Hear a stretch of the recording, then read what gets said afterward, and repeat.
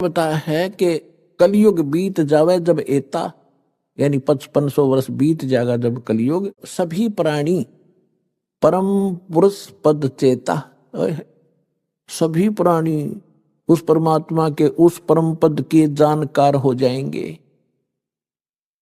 कौन से के? गीता अध्याय नंबर 18 के श्लोक नंबर 62 में, गीता अध्याय नंबर 15 के श्लोक नंबर 4 में कहा कि अर्जुन तू सर्वभाव से उस परमेश्वर की शरण में जा, उसकी कृपा से तू परम शांति को और सनातन परम धाम को प्राप्त होगा।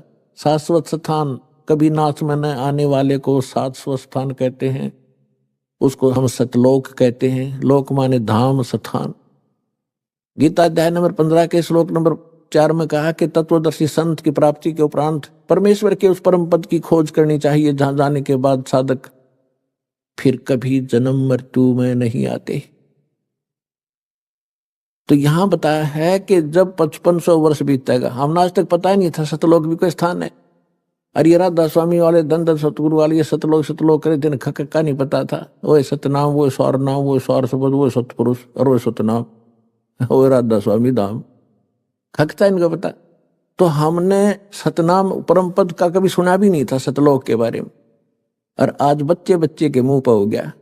बच्चे बच्चे की जुबान पे सतलोक सचखंड जावांगे, जैसे दास मिल रहा था बच्चों से, संगत से। एक छोटा सा बालक अपनी माँ की गोदी में, अन्यों के गुरु जी सतलोक चलो न, चलो चलेंगे। मैंने कहा बेटा भाई विमान आवेगा जब चलेंगे, अभी विमान आने वाला है। तो यहाँ कहा कि पूरा विश्व, पूरा सभी प्राणी परमेश्वर के उस परम पद की परिचित हो जाएंगे।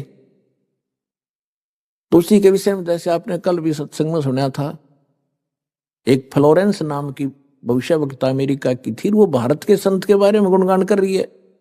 नास्ट्रेडम्स फ्रांस का रहने वाला था, वो भी कहता है भारत में एक महापुरुष संत आएगा जो पूरे विश्व को सच्चा ज्ञान देगा और एक सबद समाज की स्थापना करेगा, विकार रहित होगा, आपस में बुराई नहीं रहेगी, लड़ाई नहीं रहेगी।